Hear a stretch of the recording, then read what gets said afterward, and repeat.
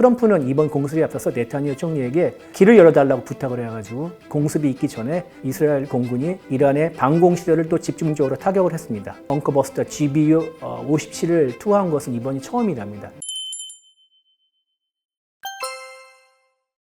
미드나잇 해머 작전이라고 해서 미국의 전격적 이란 기습 공격 암호명이 한밤중에 망치를 때리는 것 같은 그런 충격을 줬다 해서 붙이는 코드명이라고 생각합니다. 작전 직후에 피트 헤그세스 미 국방부 장관과 댄 케인 합참의장이 직접 미 펜타곤에 나와서 기자회견을 열면서 공습 과정에 대해 자세히 설명했는데요. 20일 자정부터 21일 아침까지 미국 현지 시간입니다. 미 본토에 미주리주 화이트먼 공군기지가 있습니다. B-2 스피릿 스텔스 폭격 전략 폭격기는 여기를 기지로 삼고 있습니다. 여기서 폭격 편대가 이루가 있는데 폭격 편대 일부는 서쪽으로 이동해 태평양으로 진입했습니다. 이게 일종의 기만 작전, 미끼라고 할 수 있죠. 그러나 진짜 공격 편대 7대로 이루어진 공격 편대는 동쪽으로 가서 목표 지역인 이란의 포르도로 18시간 정도 비행을 했답니다. 그 비행 기간 중에 무선 통신을 최소화하는 무선 침묵을 지켰고요. 그리고 공중구비도 여러 번 받았다 합니다. 그리고 B-2 편대가 이란 영공에 딱 진입하는 시점에 맞춰서 SSGN 순항미사일 발사 전용 핵 추진 잠수함이 이란의 핵시설을 향해서 20발의 토마호크 순항미사일을 발사했고요. 그리고 이 B-2 스피릿 스텔스 전략 폭격기를 엄호하기 위해서 4세대, 5세대 전투기들도 B-2 스피릿 편대를 엄호했는데 공중구비기를 포함해서 모두 125대가 이번 공습에 동원됐다고 합니다. 그리고 정밀 무기를 투하한 개수가 75발이라고 하고요. 그리고 수백 명의 인원들이 동원됐고요. 이 4세대, 5세대 전투기들은 아마 지금 아라비안만에 머물고 있는 미 해군의 핵추진 항공모함 칼빈스함에서 이륙한 것으로 보입니다. 물론 또 중동 지역에 미국의 F-22를 비롯해서 여러 전투기 세력을 긴급 전개하기도 했고요. 그리고 트럼프는 이번 공습에 앞서서 네타냐후 총리에게 길을 열어달라고 부탁을 해가지고 공습이 있기 전에 이스라엘 공군이 이란의 방공시설을 또 집중적으로 타격을 했습니다. 그래서 B-2 스텔스 폭격기가 모두 14발의 벙커버스터를 투하했는데요. 목표 지점이 두 곳입니다. 하나는 포르도에 12발을 쐈고요. 그 다음에 이스파한에 2발을 썼습니다. B-2 스텔스 폭격기가 벙커버스터 GBU-57을 투하한 것은 이번이 처음이랍니다. 포르도에 공격을 하고 난 다음에 사후 전투 피해 평가를 BDA라는데 BDA에 대해서 또 여러 가지 설왕설래가 많이 나오고 있습니다. 뉴욕타임스가 공개한 위성 사진에 따르면 포르도 지역에 모두 6개의 큰 분화구 같은 구멍이 나 있는데 지하 핵시설 환기구로 추정되는 두 곳의 구조물을 집중적으로 타격한 것으로 보인다고 합니다. 환기구는 아까 말씀드렸다시피 단단한 안반 위에 만든 지하시설인데 환기구를 뚫어낸 구멍은 아무래도 취약하기 때문에 여기를 사전에 정보를 입수하고 집중적으로 노린 게 아닌가 생각이 됩니다. 그러나 이제 워싱턴 포스트 보도에 따르면은 공습이 있기 전에 16대의 화물 트럭이 이미 대기하고 있는 모습이 포착이 됐다고 하는데요. 터널을 어떤 물질로 메구든지 아니면 터널 안에는 핵물질을 외부로 반출하는 건지 아직 명확하지는 않지만 이란이 미국과 이스라엘을 피해 핵물질 긴급 보호작전 또는 수송작전을 펼친 것으로 보입니다. 이란은 또 아니나 다를까 이미 핵물질을 빼돌렸기 때문에 안전하게 빼돌렸다. 그래서 피해가 크지 않다는 입장이고요. 그리고 국제원자력기구 IAEA에 따르면 이번 공습에 피해를 받은 3곳의 이란 핵시설에 대해서 어떤 방사능 유출 징후는 없다고 밝혔습니다. 미국은 이란 핵 개발의 핵심 지역인 포르도를 집중적으로 공격해서 이란이 더는 핵무기를 생산할 수 없을 것이라고 자신했는데요.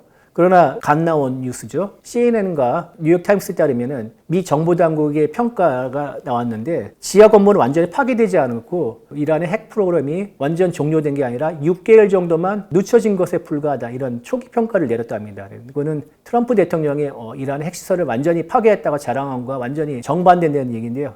당연히 트럼프 대통령이 난리가 났죠. CNN은 쓰레기 뉴스라고 길길이 날뛰었는데 미국의 캐롤라인 레빗 백악관 대변인이랑 그다음 피트 헤그세스 두 사람이 모두 나서서 트럼프 대통령이 맞다. 이번에 완전히 파괴가 됐다. 강조를 하고 있지만은 약간 미심적인 정황이 있습니다. 백악관 대변인은 1급 비밀이 하급 실무자에 의해서 유출됐다고 이런 표현을 했는데요. 그러니까 어쨌든 간에 초기 평가는 공격이 실패했다. 그러니까 부분적으로 성공을 거뒀다는 것은 맞는 것 같고 그리고 또 미국 정부와 정보당국이 미 의회를 상대로 이번 작전의 결과에 대해서 브리핑하겠는데 트럼프의 자신만만한 그 발표와는 달리 이란의 핵 프로그램이 완전히 종식된 것은 큰 피해를 입은 것은 아닌 것으로 보입니다. 그리고 이번에 이스라엘의 공격으로 이란의 주요 핵과학자들이 제거가 됐지만은 이란의 핵 개발 역사는 굉장히 오래됐습니다. 기반도 탄탄하고 지식도 많이 축적해 있고 경험도 많이 쌓여 있을 것입니다. 그리고 네트워크도 넓기 때문에 시설 몇 군데만 파괴한다고 해서 이란의 핵 프로그램을 완전히 끝낼 수 있을지 그건 의문을 가지는 그런 의견들이 많이 있습니다. B2 스피릿은 스텔스 전략 폭격기입니다. 전략이란 표현에서 알 수 있듯이 핵 공격을 가능한 폭격기고요. 너비는 한 52m 되고요. 길이는 21m, 그다음에 높이는 한 5.18m 정도 됩니다. 최고 속도가 이렇게 높지 않은데 마하 0.9, 마하 1이 안 되는 거죠. 항속거리가 1000km 정도 되고요. 폭탄을 18톤 정도 실을 수가 있습니다. 그리고 B2는 모두 20대 정도가 있는데요. 기체마다 고유의 이름이 붙여져 있습니다. B2를 별명이 스피릿인데 1호기가 스피릿 오브 아메리카 해가지고 미국의 각주를 붙였는데요. 이번에 미드나잇 해머 작전에서 미주리 화이트먼에서 이란까지 37시간 비행했다고 합니다. 왕복. 그러면 B2 운영비용만 336억 7천만 원이라고 합니다. 그래서 엄청난 금액인데요.